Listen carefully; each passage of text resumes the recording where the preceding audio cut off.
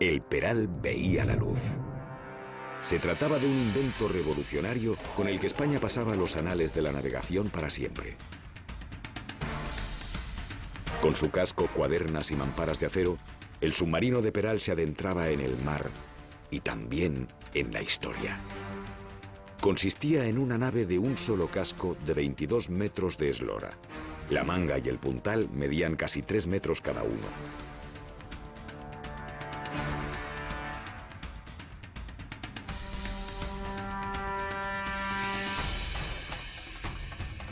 Para impulsarse, el submarino incorporaría al final de sus pruebas 2 motores eléctricos con los que movía 2 hélices gemelas en la cola del aparato. Con ello podía alcanzar una velocidad de hasta 10 nudos. La energía eléctrica para todo el aparato era suministrada por una batería de 613 elementos que pesaba 30 toneladas.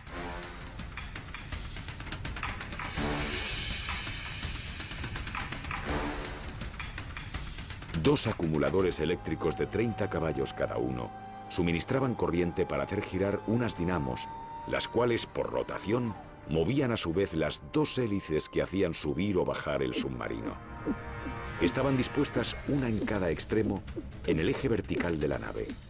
Este par de hélices tenían la función de mantenerlo estable en inmersión.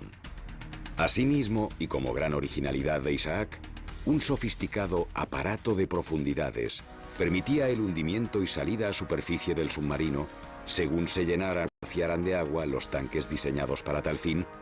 De este modo, el peso del submarino era de 77 toneladas en superficie y 85 en inmersión.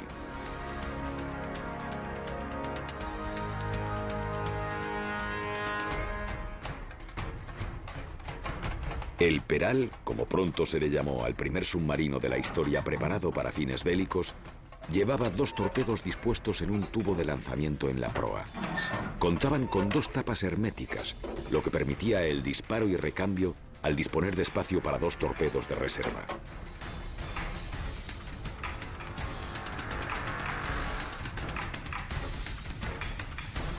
La dotación militar prevista era de 12 hombres, con oxígeno para varias horas, ya que contaba con un mecanismo para regenerar el aire al pasarlo por un purificador que eliminaba el dióxido de carbono.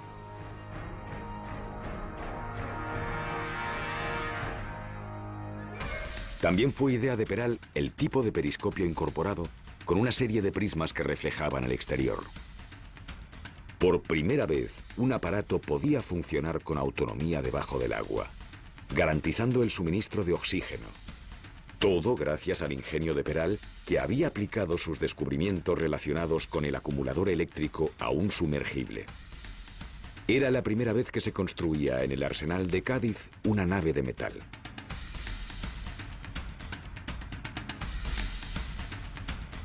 La gran ilusión, fruto de su incansable perseverancia, se hacía realidad.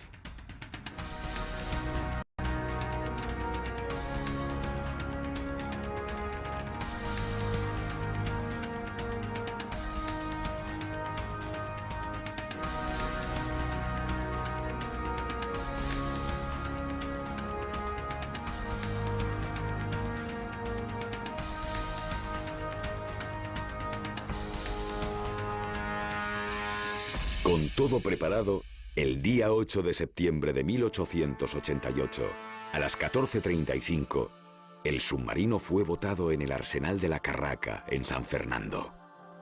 Las damas que habían sido invitadas al acto de botadura recibieron como recuerdo un abanico hecho de papel y madera con el rostro de Peral plasmado en él, junto a la imagen de su invento y de su poderío bélico, rodeado de gloria.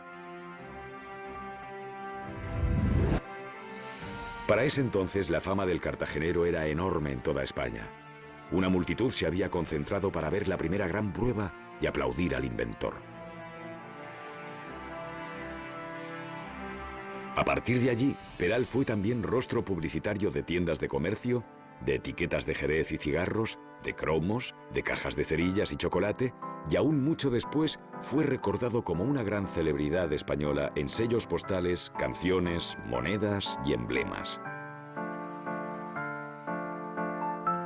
En todos los casos su imagen estaba asociada al honor el patriotismo y el éxito nacional, símbolo de la recuperación de España en el escenario internacional.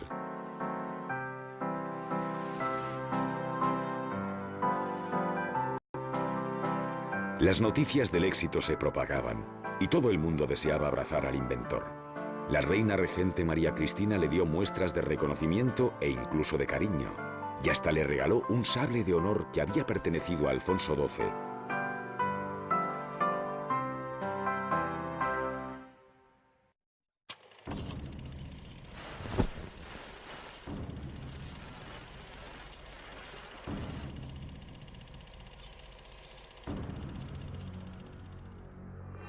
Pero las envidias y los intereses ocultos pudieron más, y la junta de expertos, con la influencia de algún interés político, desprestigió el nombre de Peral y las cualidades de su invento.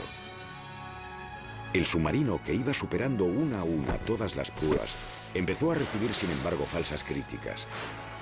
Llegó incluso a sufrir un sabotaje el día de la gran prueba del lanzamiento de torpedos contra el buque Colón. Por aquel entonces, Peral estaba a punto de conseguir un lugar de diputado en Madrid, que también interesaba al hijo del ministro Berenguer. Así, inexplicables intrigas políticas se sucedieron, y la Junta Técnica emitió un agrio informe que afirmaba que el submarino había defraudado la expectativa y que sus deficiencias eran tales que la nave construida no servía para nada. Más preocupados por sus celos que por el bien de España, los responsables dejaron al descubierto los escritos de Peral y se dice que algún país extranjero tuvo acceso a ellos. Lo cierto es que poco más tarde, pero en el mismo año de la botadura del Peral, Francia inauguraba un submarino de casi idéntica construcción que el ideado por el español en 1885. ¿Casualidad? Peral, defraudado, solicitó la baja de la Armada y se apartó de la Marina en 1891. Ante las críticas injustas que se vertían sobre él, intentó defenderse con un manifiesto que solo un pequeño diario aceptó publicar. Hoy hablo, pues, y hablo con pena, porque desearía que lo que va a leerse no hubiera sido necesario escribirlo. Ofrecí al gobierno mis ideas sin que me guiase otro móvil que contribuir al engrandecimiento de mi patria. Se han cometido verdaderas inconveniencias lamentables y ya irremediables, y me han inferido pública y oficialmente agravios que no creo haber merecido. Pero Isaac sabría seguir adelante. Su vocación inventora era el motor de su energía, y su ilusión estaba puesta ahora en nuevos proyectos, a los que se entregaba con igual pasión. Instalado en Madrid, en 1892 creó su propia empresa de electricidad y patentó diversos aparatos eléctricos como el acumulador. Gracias a Peral nacieron los primeros tendidos de electricidad que hubo en España. Sus inventos llamaban la atención y eran solicitados desde el extranjero. Suyo fue también el primer prototipo de la ametralladora eléctrica usada en la Primera Guerra Mundial.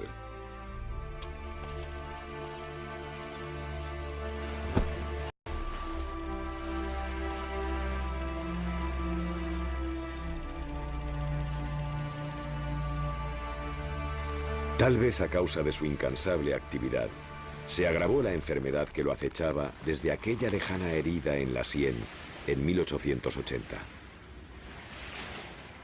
15 años después, en 1895, Isaac se trasladó con su mujer a Berlín para recibir una intervención de urgencia, pero una infección aceleró lo que ya era una muerte segura. En mayo de ese año, y con solo 44 años, moría en Alemania uno de los hombres más ingeniosos en la historia de la ciencia española. Sus restos fueron trasladados a Madrid, donde pasó inadvertido en el cementerio de la Almudena. Pero en 1911, Cartagena rescató a su hijo de aquel olvido y lo devolvió a su región de Murcia natal. La ciudad que había visto nacer las primeras ilusiones de Peral tenía la determinación de acunar ahora sus sueños y recordarlos ante el mundo.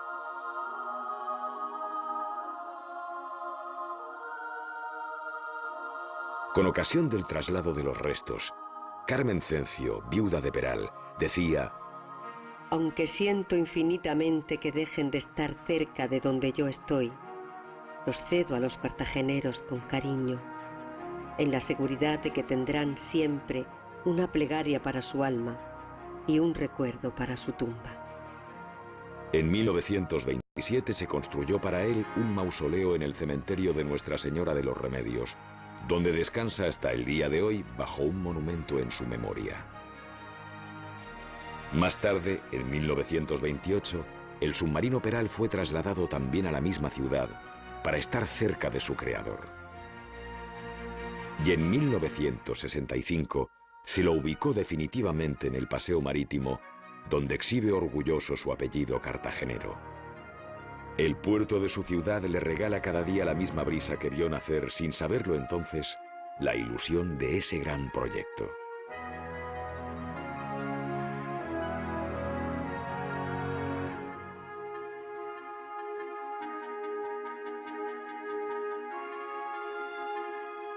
Parece simple, del sueño a la idea, de la idea al invento. Sin embargo, nada fue tan sencillo. Por eso la herencia de Isaac Peral es mucho más poderosa que el submarino. Es el recuerdo permanente de que los grandes proyectos humanos dependen tanto del ingenio como del coraje, la perseverancia y el entusiasmo. Y Peral lo sabía. Sabía mejor que nadie que solo soñando desde lo más hondo llegaría a dominar el mar profundo.